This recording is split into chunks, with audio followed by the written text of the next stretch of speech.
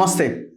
చాలా రోజుల తర్వాత ఐ థింక్ నేను అనుకోవడం కొన్ని నెలలు అవుతున్నది ఈ ఇంటర్వ్యూలో ఉన్న గెస్ట్ని మీరు చూడక మన తొలి వెలుగు ఛానల్లో. సో నా ముందు ప్రొఫెసర్ కోదండరామ్ సార్ ఉన్నారు, ఎమ్మెల్సీ ప్రస్తుతం. సార్ నమస్తే. మంత్స్ అయిపోయినట్టుంది కదా? అవును.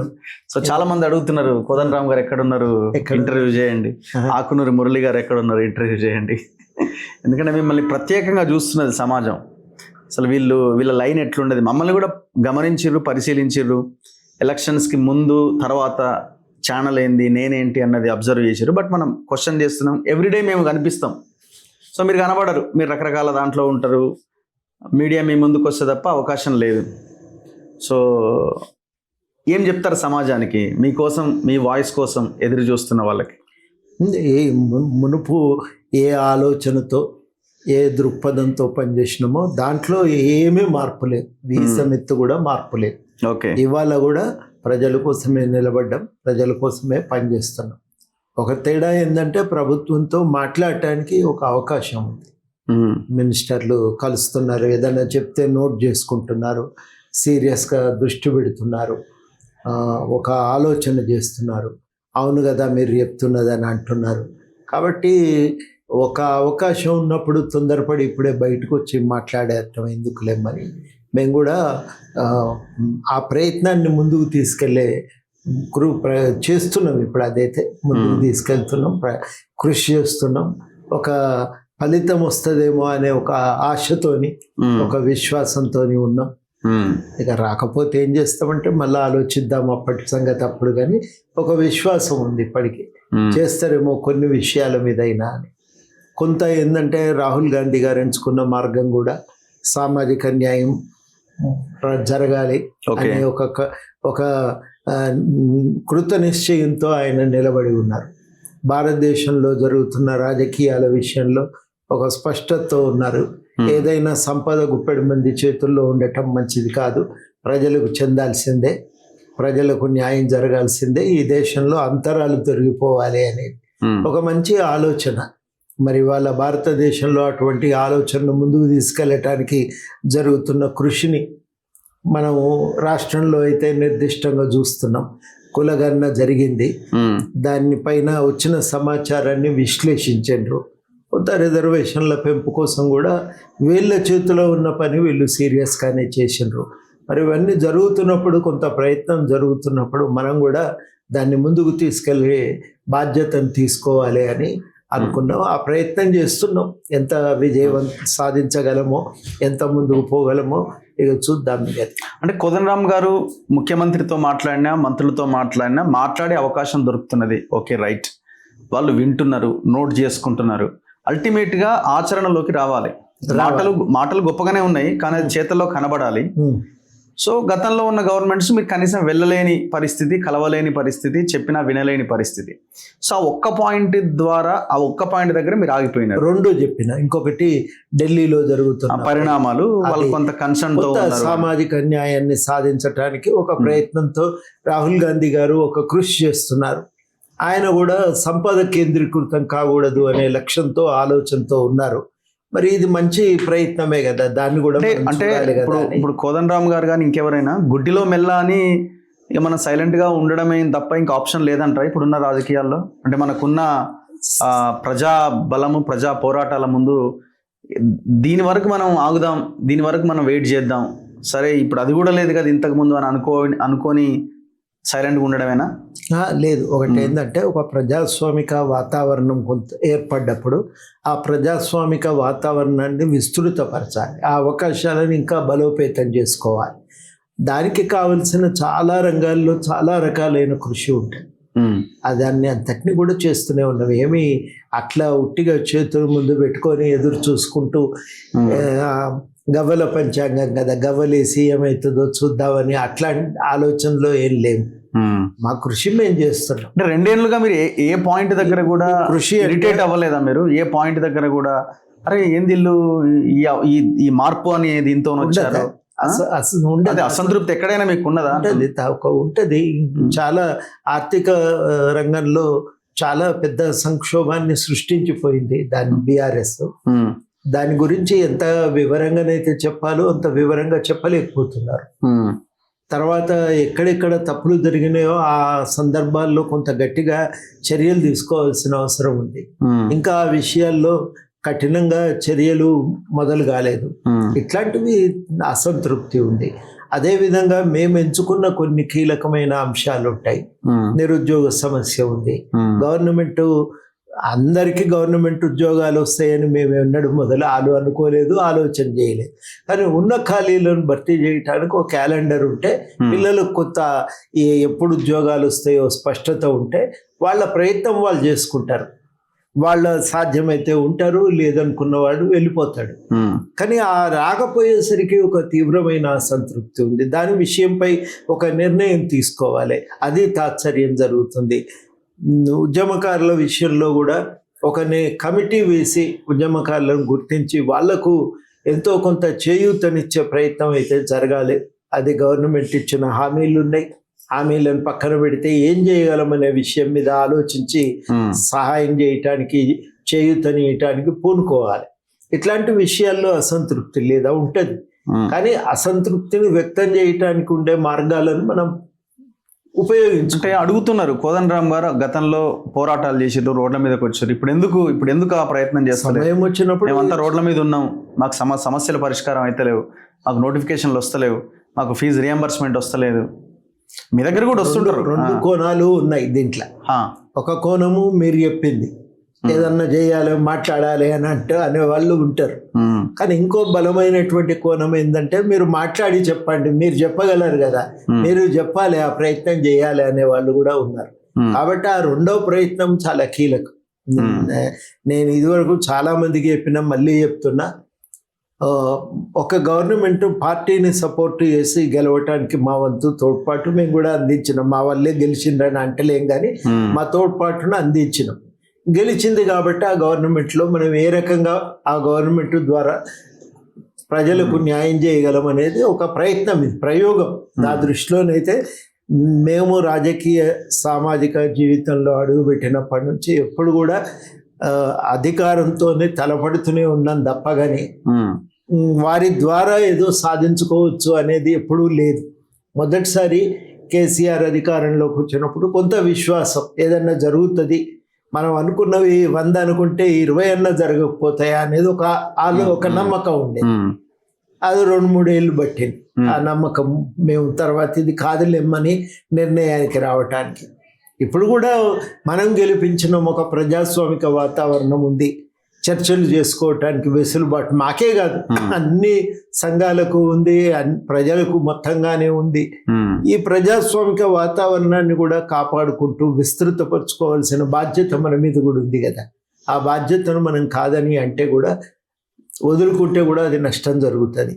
మరి ఇంత పరిస్థితుల్లో మనం చెప్పాలి, ప్రయత్నం చేయాలి అనేది చాలామంది నుంచి ఆ రకమైన ఒక ఎదురు చూస్తున్నటువంటి వాళ్ళు, ఆ ప్రయత్నానికి చేయటానికి ఒక సాధనంగా వీళ్ళు ఉండాలి అని కోరుకుంటున్నటువంటి వాళ్ళు కూడా ఉన్నారు. అందుకని అది ఆ ప్రయత్నం కూడా మాకు తోచింది తప్పనిసరిగా సీరియస్గానే ఆ ప్రయత్నం చేస్తుంది. సో ఇప్పుడు నిరుద్యోగ అంశం ఉన్నది, పిల్లలంతా రోడ్ల మీదకి వచ్చి ధర్నాలు చేస్తున్నారు. ఈ పరిస్థితిని ఎట్లా చూస్తారు? గవర్నమెంట్ ఫెయిల్యూర్ కాదంటారా? ఇది గవర్నమెంట్ ఏం చెప్పింది ఎలక్షన్లకి ముందు? ఈనాడు ఆంధ్రజ్యోతి పేపర్లో ఫలానా డేట్స్లో మీకు నోటిఫికేషన్స్ చేస్తామని కేటగారికల్గా చెప్పారు. అండ్ 2014 తర్వాత అనుకుంటా బిశ్వాల్ కమిటీ ఇచ్చిన రిపోర్ట్ చాలా క్లియర్గా ఉన్నది. ఆ రిపోర్ట్ని ముందు పెట్టి కేసీఆర్ని క్వశ్చన్ చేసినాం. 190,000 ఖాళీలు ఉన్నాయి, ఆ ఖాళీలు ఎందుకు భర్తీ చేయట్లేదని అది చెప్పి అధికారంలోకి వచ్చిన తర్వాత మరి ఆ కమిటీ ఇచ్చిన రిపోర్ట్ని కూడా ఇంతవరకు మనం అమలు చేయట్లేదు కదా, 2 ఏళ్ళ అధికారంలోకి వచ్చి అనే క్వశ్చన్ మీరు అక్కడ రైజ్ చేశారా? ఎందుకు వాళ్ళు వినట్లేదు? వినకుండా ఉంటే ఇది చెయ్యం మేము, మా వల్ల కాదు అంటే ఒక తోవ వెతుక్కోవాల్సి వస్తుంది. లేదు, మేము వాళ్ళతో అన్నది ఏంటంటే, నిరుద్యోగ సమస్య రాష్ట్రంలో చాలా తీవ్రంగా ఉంది. మీరు దాన్ని పట్టించుకోకపోతే ఇబ్బందులు ఎదుర్కోవాల్సి వస్తుంది. కాబట్టి మీరు చాలా సీరియస్గా ఆ అంశంపై దృష్టి పెట్టాలి అని మేము 2 చెప్తున్నాం. ఒకటి, ఉన్న ఖాళీల భర్తీ కోసం క్యాలెండర్ ఒకటి విడుదల చేయాలి. మొత్తంగానే ఉపాధి కల్పన కోసం ఒక యువజన విధానాన్ని తేవాలి అని చెప్పి మేము గవర్నమెంట్తో మాట్లాడుతున్నాం. ఈ రెండింటి విషయంలో వాళ్ళకు మేము చెప్తే ఒక నోట్ ఇవ్వండి, ఇది సీరియస్గా ఆలోచించవలసిన విషయమే అని అన్నారు. అన్నాక మేము మంత్రులతోని ఎంతమంది మంత్రులు వీలైతే అంతమంది మంత్రులతో కూడా కలిసినాం, చెప్పినాం. ముఖ్యమంత్రి గారికి కూడా చెప్పినాం. వారు కూడా అందరు చెప్పింది ఏంటంటే మళ్ళా మంత్రి ఇన్ఫార్మల్ మీటింగ్స్ అయినప్పుడు మేము చెప్పిన విషయాలను వాళ్ళు మాట్లాడుకున్నారు, చర్చ చేశారు. చర్చ చేసుకున్నాక వాళ్ళు ఏమన్నారంటే వాళ్ళు చెప్తున్న అంశం కొట్టిపారేయవలసింది కాదు, మనం కూడా హామీ ఇచ్చినాం కాబట్టి బాధ్యతగా నిరుద్యోగ సమస్య మీద మనం ఒక ప్రణాళికాబద్ధంగా పనిచేయవలసిన అవసరం అయితే ఉంది, చేద్దాము అని ఒక నిర్ణయానికి వచ్చారు. వచ్చినాక అది కార్యరూపానికి రావాలి. సంకల్పం వేరు, అది కార్యరూపం దాల్చడం వేరు. అది సంకల్పాన్ని ప్రకటించినప్పుడు కార్యరూపంలోకి తీసుకురావటానికి ఒక కృషి చేయవలసిన అవసరం ఉంది. ఇక నడమలో వదిలిపెట్టిపోవడం కూడా మంచిది కాదు. ఒక నిర్ణయం వాళ్ళు అంగీకరించారు, అవసరము అని. ఎందుకు వేయట్లేదు? ఖాళీలు ఉన్నమాట వాస్తవం, మీరు కూడా ఒప్పుకుంటున్నారు కదా, మీరు కూడా చెప్తున్నారు కదా. ఆ విషయం వాళ్ళు కాదని అని అంటలేరు కదా, అది సమస్య. కాదని అంటలేరు, ఇప్పుడు మేము చెయ్యమని కూడా అంటలేరు. తప్పనిసరిగా అవందరము ఈ విషయం మాట్లాడిన తర్వాత నేను ఒక్కన్ననే కాదు, అద్దంకి దయాకర్ కానీ రియాజ్ లాంటి వాళ్ళు కూడా గవర్నమెంట్తో వాళ్ళు చెప్పే పద్ధతిలో వాళ్ళు చెప్తున్నారు. అయినాకనే ముఖ్యమంత్రి గారు 40,000 ఖాళీలు ఉన్నాయి మేము వేస్తాము అనే ప్రకటన యూనివర్సిటీకి వచ్చినప్పుడు, మొన్న వచ్చినప్పుడు కూడా ఆ మాట అనిపోయింది. అయితే ఏంటంటే ఇప్పుడు అప్పటి వరకు సంతోషంగానే ఉన్నారు. కానీ అనేది ఏంటంటే దీనికి సంబంధించిన ప్రణాళిక ఏంది అని అడుగుతున్నారు. ఆ ప్రణాళిక విషయంలో జాప్యం ఎందుకు చేస్తున్నారు? మీరు ఒక ప్రకటన చెయ్యాలి. ఇది ముఖ్యమంత్రి గారే చేస్తారని నేను అనుకోవటం లేదు. ఈ పని ఎవరైనా మంత్రులన్నా చేయాలి, అధికారులన్నా చేయాలి. మీరు దాన్ని ఆలస్యం చేయొద్దు అని తప్పనిసరిగా దృష్టి పెడతాం, చేస్తాము, తొందరలోనే ప్రకటన చేస్తామనే మాట అంటున్నప్పుడు మేము కూడా ఒప్పుకోబట్టాలి. ఇప్పుడు అన్న లెక్క 2 లక్షలు కదా సార్, 1 year లోపు 2 లక్షల ఉద్యోగాలని ఇప్పటికైతే 40,000 వేస్తామన్నారు. ఇది అయినాక ఇంకొక 60,000 కూడా వేస్తా, నేను ఈ 1,00,000 ఖాయంగా వేస్తా అనేటువంటి మాట ముఖ్యమంత్రి గారు చెప్పిండ్రు. ఈ 1,00,000 వేయటానికైనా సంవత్సరంన్నర పడుతుంది. ముందు ఇవి రానియండి. ఈ సంవత్సరంన్నరలో ఈ 1,50,000 వస్తే, ఈ 1,00,000 అయినా వస్తే అప్పుడు తర్వాత ఏం చేద్దామనేది ఆలోచిద్దాం. ఇది ఒక భాగం. దీనికి సంబంధించి గవర్నమెంట్ ఒక ప్రకటన చేస్తే నెక్స్ట్ నిరుద్యోగ సమస్యకి ఏం చేయాలనే విషయం పైన సీరియస్గా దృష్టి పెట్టాల్సిన అవసరం ఉంది. దాని విషయంలో కూడా ప్రభుత్వంతో ఇంకా చాలా చర్చలు చేయాలి.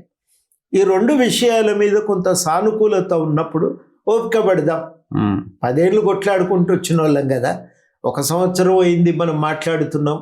అంతకుముందేమో క్యాలెండర్ వచ్చింది, కానీ మళ్ళీ వర్గీకరణ కోసం దాన్ని ఆపిండ్రు. వర్గీకరణ జరిగిన తర్వాత మళ్ళీ దానిపైన మళ్ళీ కార్యాచరణ లేదు. అది దాంట్లో ఆ ఇబ్బందులు వస్తున్నాయి, అట్లా ప్రకటిస్తే కుదరదు అనుకున్నాక మరి 40,000కు ఒక ప్రణాళిక ఇవ్వండి అని చెప్పి మనం అడుగుతున్నాం. ఆ ప్రణాళిక విషయంలో ఇవాళ గవర్నమెంట్తో మేము నిరంతరము ప్రయత్నం చేస్తున్నాం, మాట్లాడుతున్నాం, చెప్తున్నాం. విద్యార్థుల్లో ఉన్నటువంటి అసంతృప్తి, అది అసలు బేసిక్గా అనటం కంటే ఒక తీవ్రమైనటువంటి ఒక ఉద్వేగభరితమైనటువంటి స్థితిలో ఉన్నారు. మిమ్మల్ని కూడా ట్రోల్ చేస్తున్నారు, వాళ్ళు ఎక్కడ అని అడుగుతారు. వాళ్ళ బాధను మీద మళ్ళా మనం అనుమానపడ్డు శంకించు దాన్ని సమాధానం చెప్పడో కాదు. దానికి ఒకే ఒక సమాధానం ఏంటంటే నోటిఫికేషన్. అది తప్ప ఇంకో సమాధానం లేదు. నోటిఫికేషన్ రావాలి, రాకపోతే ఎట్లా అనేది అప్పుడు ఆలోచిద్దాం. కానీ వస్తుంది, ఇస్తాము, వీటికి మేము ప్రణాళిక ముందు అనౌన్స్ చేస్తాము అన్నప్పుడు ముందు అది రావటం మొదలైతే అది ఒక ప్రయత్నం. ఇది కాబట్టి ఏంటంటే ఒక ప్రణాళికాబద్ధంగా ఒక సమస్య మీద పనిచేయటం అనేది మనం ఇలా అలవాటు చేసుకోవాలి, అలవర్చుకోవాలి. అది సాధించటానికి ఒక ప్రయత్నం అలాంటి వాళ్ళని చేయటానికి ఉన్న ఈ మాత్రం వెసులుబాటునైనా తప్పకుండా వాడుకోవాలి. ఉన్న ప్రజాస్వామిక వాతావరణాన్ని కాపాడుకుంటూ దాన్ని విస్తృతపరిచే ప్రయత్నం చేయాలి. ఇది మేము ఎంచుకున్నటువంటి కర్తవ్యం. దాన్ని తప్పకుండా ఒకటే కాదు, ఇట్లాంటివి చాలా అంశాలలో తీవ్రమైన ఒత్తిళ్లు ఎదురవుతుంటాయి. ఇప్పుడు ఎన్నో ప్రతిసారి కూడా అందరికీ చెప్తున్నది ఏంటంటే మేము దీన్ని ప్రభుత్వం దృష్టికి తీసుకుపోవటానికి ఉన్న అన్ని ఛానల్స్ను ఉపయోగిస్తాం, అన్ని ప్రయత్నాలు చేస్తాము అని అంటున్నప్పుడు ఆ ఛానల్ని వాడుకోవడానికి కూడా సిద్ధపడి ఆ మేరకు ఆ కృషిని ముందుకు తీసుకుపోవటానికి ప్రయత్నం చేసే వాళ్ళు ఒకరు ఉండాలి మన తరఫున అనే ఆలోచనతో దానికి మద్దతు ఇచ్చేటువంటి వాళ్ళు కూడా ఉన్నారు. ఆ ప్రయత్నం చేస్తున్నాం. ఈ తొవ్వ ఎటుపోతే ఎంతవరకు విజయవంతం అవుతుందో చూడాలి. బేసిక్గా విజయవంతం కావాలని మేమైతే పట్టుదలతో ప్రయత్నం చేస్తాం. బేసిక్గా పవర్లోకి రాగానే ఈక్వేషన్స్ మారిపోతాయేమో. మిమ్మల్ని అంటలేను నేను, ప్రభుత్వాలు. అదే మీరు అన్నది నాకు అర్థమైంది. ఇప్పుడు విషయం ఏంటంటే మారినా కానీ పోయినప్పుడు ఒక స్పందన దొరికితే మనకు కావాల్సింది ఏంటి? నాకీడ వ్యక్తిగతంగా కోరుకుంటున్నది ఏమి లేదు. అదే మేము అడుగుతున్నది ఏంటంటే సమాజానికి ఎట్లా జరిగితే బాగుంటుంది అనేది, పరిపాలన ఎట్లా చేస్తే బాగుంటుంది అనేది. మనం కోరుకున్నట్టు ఒక్క రోజులో మొత్తం మారుతుందని నాకేమీ ఆశ లేదు. కానీ గివి చిన్న చిన్నవి 5-6 జరగగలిగితే అవి భవిష్యత్తులో మన ప్రయత్నం ఇంకొంచెం ఫలప్రదమైనట్టే.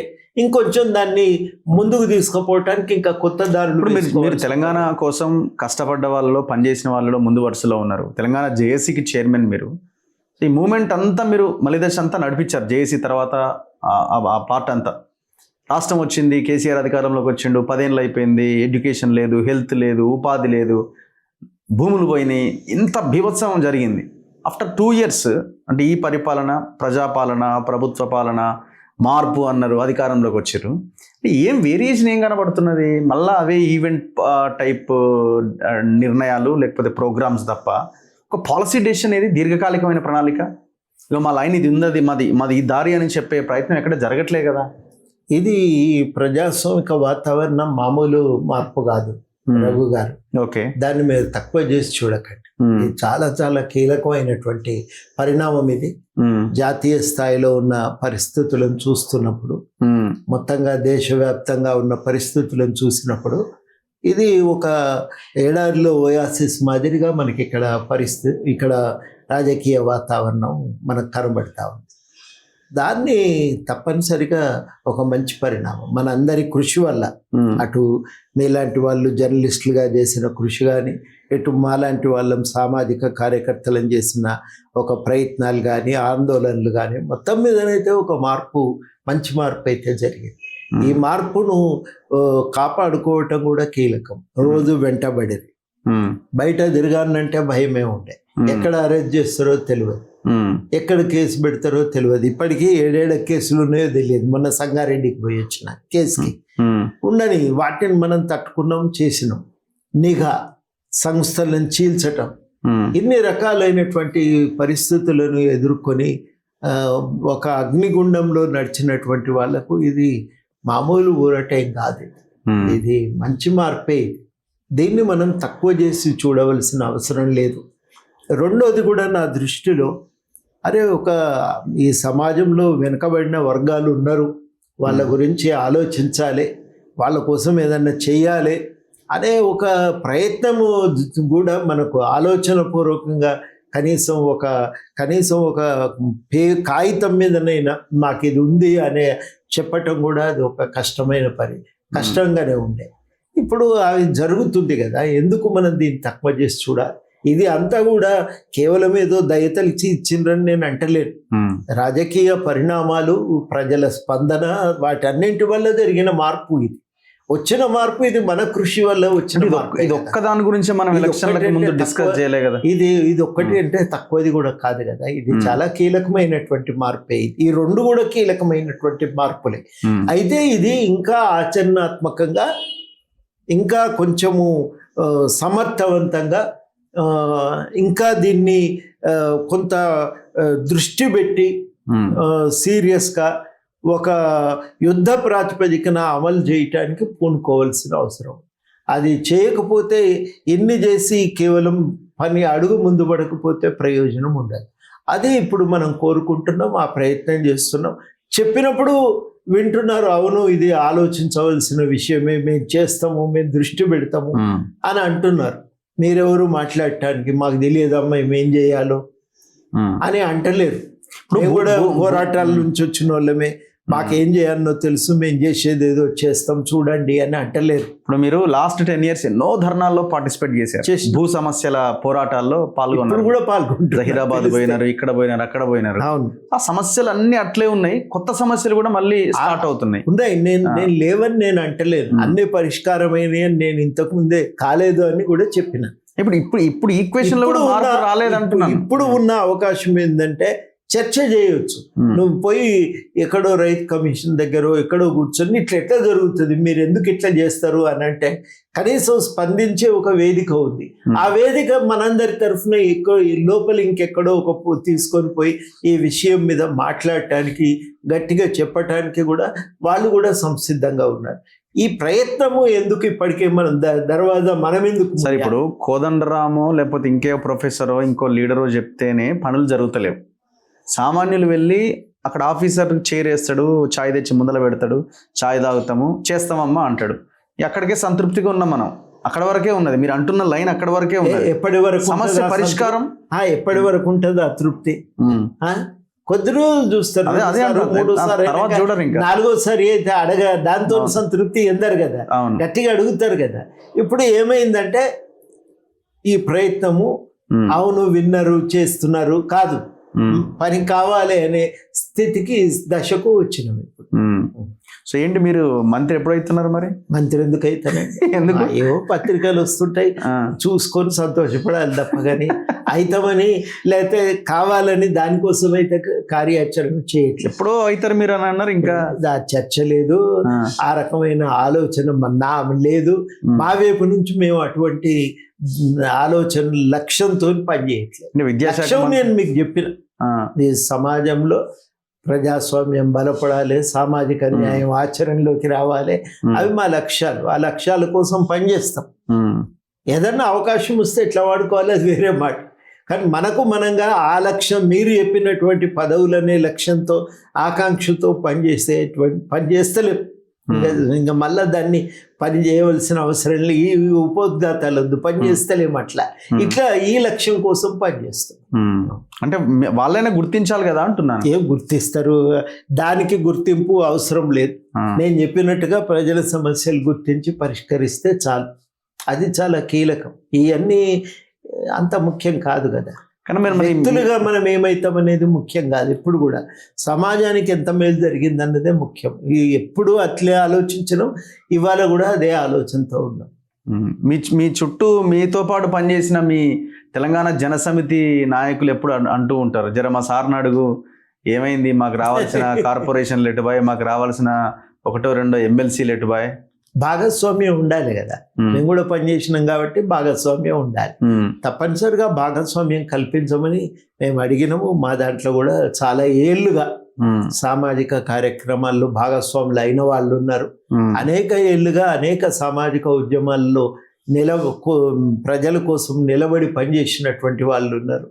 కాబట్టి వాళ్ళందరికీ మీరు భాగస్వామ్యం కల్పిస్తే ప్రభుత్వ పాలనకు తోడ్పడేటువంటి వాళ్ళే కానీ సొంత ప్రయోజనాల కోసం వాళ్ళెవరు పనిచేసేవాళ్ళు కాదు అనే మాట కూడా మేము స్పష్టంగా గవర్నమెంట్కు చెప్పినాం. వాళ్ళ ముందు ఈ కృషి చేసిన వాళ్ళు ఏమేం చేసినారు అనేది కూడా వాళ్ళ చరిత్ర ప్రభుత్వానికి తెలియజెప్పినాం. ఇప్పుడు కేసీఆర్ పాలనకు రేవంత్ పాలనకు ఎన్ని మార్కులు వేస్తారు మీరు? ఇద్దరిని ఎట్లా కంపేర్ చేస్తారు? అంటే కేసీఆర్ పాలనలో మొట్టమొదటనైతే ఇవాళ కంటే ఇంకెక్కువ ఆశ ఉండే, ఏదో జరుగుతుంది అనే ఒక ఎదురు చూపు ఉండే, ఒక అందరం కూడా చాలా ఆశతోని చేయబోతున్నారు, ఏదో రాబోతున్నది అని. సినిమా కదా, టికెట్ తీసుకొని లోపల పోయి కూర్చోగానే ఇక మొదలవుతుంది ఏదో ఉత్కంఠభరితమైన సినిమా చూస్తామని ఆశతో ఎట్లా ఎదురు చూసినామో అట్లా చూసినాం కానీ కొద్ది రోజుల్లోనే ఇక కాదు అనేది అర్థమైంది. ఊళ్ళలో పోతే నన్ను కూడా చాలా మంది అడిగినారు, నువ్వు ఇవాళ ఎందుకు మాట్లాడతలేవని. ఆ రోజు కూడా చాలా మంది ఇవాళ మీరు అడిగినట్టే అడిగినారు. అడిగితే ఒక ప్రయత్నం, కొత్త రాష్ట్రము, కొత్త గవర్నమెంట్, మీరు అవకాశం ఇవ్వకపోతే మీరు తప్పు చేసిన వాళ్ళు అవుతారని మాకు చాలా మంది పెద్దలు చెప్పారు. మీరు ఇవ్వాలి, అది మీ బాధ్యత అని చెప్తే ఆ పద్ధతుల్లోనే మేము కూడా చాలా ఒక్కబెట్టినాం. ఎప్పుడు గవర్నమెంట్ తనకు తానుగా విరుచుకపడింది. మేము సూచనలు ఇచ్చినాం, ఏదన్నా పోతే ఊళ్ళో పరిస్థితులు విన్నాము, దానికే విరుచుకపడ్డాక ఇక మేము మాట్లాడక తప్పని పరిస్థితి వచ్చింది. అది ఇక చివరికి మాకు అర్థమైంది ఏంటంటే గుప్పెడు మంది కాంట్రాక్టర్ల జేబులు నింపటానికి మాకు అప్పుడు విద్యావంతుల వేదికలో ఒక చర్చ జరిగింది వికారాబాద్లో. గుప్పెడు మంది కాంట్రాక్టర్ల కోసము, గుప్పెడు మంది రియల్ ఎస్టేట్ డీలర్ల కోసము అధికారాన్ని వాడుతూ ప్రజల సంక్షేమాన్ని, ఉద్యమకారుల ఆకాంక్షల్ని అటకెక్కించినప్పుడు మనం మౌనంగా ఉంటే ఇట్లా మనం తప్పకుండా ఆలోచించాలి, ఏదన్నా చెయ్యాలి. అప్పుడు కూడా ఒక్కబట్టినాం, కానీ తర్వాత ఇక మెల్లమెల్లగా మేము అనుకున్నట్టుగా అది ప్రభుత్వము లేదు, ఇది కాంట్రాక్టర్లు రియల్ ఎస్టేట్ డీలర్ల ప్రభుత్వంగా మారిపోయింది. ఇది ప్రభుత్వంలో ఇంకా ప్రజలకు స్థానం లేదనేది అర్థమైనాక ఖచ్చితంగా ఆ విషయాలను మేము ఎండగడుతూ వచ్చాం. ఇవాళటికి ప్రభుత్వం అట్లా మారలేదు. ఇది ఇంకా కూడా ఒక ప్రజాస్వామిక వాతావరణం కల్పించి ఏదో చేద్దాము అనే ప్రయత్నంలో ఇంకా ఆ దశలో అయితే ఈ ప్రభుత్వం ఉన్నది. ఆ తేడా చాలా కీలకమైన తేడా కదా, ఆ తేడా ఉంది. పైగా అప్పుడు మనం ఏవేవైతే తప్పులు జరుగుతున్నాయని ఎత్తి చూపినామో ఆ తప్పుల మీద ఎంక్వైరీలు జరుగుతున్నాయి, దాని మీద విచారణ చేసిండ్రు, నిజమేనని చాలా విషయాలు ఇవాళ వెలుగులోకి తెచ్చిండ్రు. మొన్న పాలమూరు రంగారెడ్డి మీద చేసినటువంటి విచారణ, దాని ప్రజెంటేషన్ ఉంది. వాళ్ళు చేసిన అసెంబ్లీలో కానీ బయట కానీ వాళ్ళు చేసినటువంటి మొత్తం ఇచ్చిన వివరణ అనేది దాదాపుగా 10 ఏళ్ళుగా మేము అడుగుతున్నటువంటి వాటికి దగ్గరగా ఉంది, మేము చెప్తున్నటువంటి దానికి దగ్గరగా ఉంది. కాబట్టి ఇవన్నీ కూడా చాలా కీలకమైనటువంటి పరిణామాలే. ఒక సాధికారంగా మేము లేవనెత్తుతున్నటువంటి వాటిని ధృవీకరించగల సమాచారం ఇవాళ బయటకు వచ్చింది. నేను అంటున్నా కలిసి పనిచేస్తున్నారేమో అనిపిస్తుంది వాళ్ళంతా. అంటే దోపిడీ చేసే దగ్గర, భూములు పంచుకునే దగ్గర అట్లా అనేదానికంటే కూడా అది నా దృష్టిలో కొంచెం తొందరపాటు అవుతుంది. అది కరెక్ట్ కూడా కాదు. కలిసి పనిచేస్తున్నారనే దానికంటే ఆ రకమైన తప్పులను నిలువరించటానికి నిర్దిష్టంగా అప్పుడు తప్పులు చేసిన వాళ్ళ మీద చర్యలు తీసుకోవటమే కాదు, ఒక ప్రత్యామ్నాయాన్ని ముందుకు తేవాలి. అదే మనం ఇవాళ సీరియస్గా ఆలోచించుకోవాలి. ప్రాజెక్టులను డిజైన్ చేయాలి, ఎట్లా డిజైన్ చేస్తాము, ఏ రకంగా అమలు చేస్తాము, ఇరిగేషన్ విధానం ఏమై ఉంటుంది, వీటి విషయంలో కొత్తగా ఆలోచించాల్సిన అవసరం ఉంది. అక్కడ నేను అనుకోవటం ఏంటంటే ఆ కొత్త ధనాన్ని తీసుకురావటానికే ఇవాళ సీరియస్గా ప్రయత్నం జరగవలసిన అవసరం ఉంది. నిర్దిష్టంగా ఆలోచించాలి. పాలమూరు రంగారెడ్డి ప్రజెంటేషన్ చేశారు, కొన్ని సూచనలు చేశారు. ఇవాళ నిర్దిష్టంగా మనం అప్పుడు జరిగిన తప్పుల విషయంలో ఏం చేయవలసి ఉంటుంది, ఇప్పుడు జరిగిన దీనిపైన మనం ముందుకు ఎట్లా పోవాలి, ఇప్పుడు మనం ఫర్ ఎగ్జాంపుల్ మీరు చూడండి, కాళేశ్వరం చూడండి. కాళేశ్వరం విచారణ ఓన్లీ 3 బ్యారేజీలకే పరిమితమైంది. మొత్తం కాళేశ్వరం ప్రాజెక్టు మీద ఎంక్వైరీ లేదు. మొన్న రేవంత్ రెడ్డి అంటున్నారు అసలు వీళ్ళని అరెస్ట్ చేసి లోపలేయడం. 3 బ్యారేజీలు కాక కాళేశ్వరం లింక్ ఏమున్నది, మల్లన్న సాగర్ ఉంది, మల్లన్న సాగర్ ఉంది. సరే 3 అవన్నీ ఇప్పుడు ఆ 3 బ్యారేజీలకి బిఫోర్ 1 year ముందు బాహుబలి మోటార్లు ఇవన్నీ లక్ష్మీ పంప్ హౌస్ మునిగింది ఉన్నని. అది అదంతా ఎంక్వైరీ ఏంటంటే కాళేశ్వరం ప్రాజెక్టు ఇవి కీలకం. ఈ కీలకమైన వాటి మీద కనుక విచారణ జరిగితే అక్కడ నుంచి మిగతా అన్ని విషయాలు ఆటోమేటిక్గా దానికి లింక్ అయి బయటకు వస్తాయి కదా. ఇప్పుడు మన రేవంత్ రెడ్డి ఇచ్చిన స్టేట్మెంట్ వీళ్ళని అరెస్ట్ చేయడం అంటే తిండి దండగా అన్నాడు. ఈ స్టేట్మెంట్ నేను అనుకోవటం తప్పు చేసిన వాళ్ళ మీద చర్య ఉండాలి మొదటిది. రెండవది చాలా కీలకం ఏంటంటే రేపటి దినాన ప్రభుత్వ పని విధానంలో ఏం తేడా వస్తాయి. ఇప్పుడు మనం ఇంజనీరింగ్ శాఖలో కాంట్రాక్టర్ డ్రివెన్, కాంట్రాక్టర్లు ప్రోద్బలంతో జరిగిన ప్రాజెక్టులు, కాంట్రాక్టర్ల కోసం జరిగినటువంటి ప్రాజెక్టులు అట్లా జరగకుండా ఉండాలంటే ఈ ప్రభుత్వం ఏం జాగ్రత్తలు తీసుకుంటుంది, ఇవి నా దృష్టిలో చాలా కీలకం. ఈ మార్పుల మీద మనం ఎక్కువగా దృష్టి పెట్టి వాటిని రూపకల్పన చేసి వాటిని ప్రజల ముందు పెట్టి వాటిని ఆచరణలో తేవటానికి ప్రయత్నం చేయాలి. ఇప్పుడు మనం చేయవలసిన పని అది. సో మీద ఒక ప్రాంతీయ పార్టీ, ఇప్పుడు కవిత కూడా ఆమె పార్టీ పెట్టబోతున్నారట, మొన్న ప్రకటన చేసి ఉన్నారు. విన్నారు కదా మీరు, గన్ పార్క్ దగ్గర మాట్లాడిన. సో ఏ దిశగా ఆమె ముందుకెళ్తుందని మీరు అనుకుంటున్నారు? అంటే ఆమె లైన్, ఆమె ఎంచుకున్న ఎజెండా అంటే ఇవన్నీ 10 ఏళ్ళు అడగవలసి ఉండే కదా. 10 ఏళ్ళు తెలియదా ఇవి? ఆమె అప్పుడే నాకు తెలుసు, అప్పుడే అన్నా అంటున్నారు. కానీ 10 ఏళ్ళు గట్టిగా అడగవలసి ఉండే, మాట్లాడవలసి ఉండే. మేము మాట్లాడితే మమ్మల్ని అరెస్ట్ చేసినప్పుడైనా ఇది తప్పు అని గట్టిగా చెప్పవలసి ఉండే. మనలాంటి వాళ్ళం ప్రయత్నం చేస్తున్నప్పుడు మనం చేస్తున్న కలిసి ఈ ప్రయత్నం విషయంలో ఒక సమాధానం, ఒక దీన్ని ఉత్సాహపరిచే ప్రయత్నం అన్న చేయాలి కదా, అవి కూడా చేయలేదు. మరి వాళ్ళ 10 ఏళ్ళు అధికారంలో ఉండి అధికారంలో భాగమైపోయి ఆ జరిగిన నిర్ణయాలలో భాగస్వామి అయిపోయి ఇవాళ మాట్లాడితే వెంటనే మనం కూడా ఇట్లా నమ్మగలం? దానికి కూడా ఆమె ఎంత చిత్తశుద్ధితో ఉందనేది తేలాలి కదా. ఆ తేలితే అప్పుడేమన్నా ఆలోచించగలుగుతాం, కానీ అప్పటిదాకా మనం తొందరపడవలసిన అవసరమేం లేదని నేను అనుకుంటున్నాను. Yeah, anyway thank you sir, thank you very much. ఇది ప్రొఫెసర్ కోదండరామ్ సార్తో స్పెషల్ ఇంటర్వ్యూ. చూస్తూనే ఉండండి మన తొలి వెలుగు.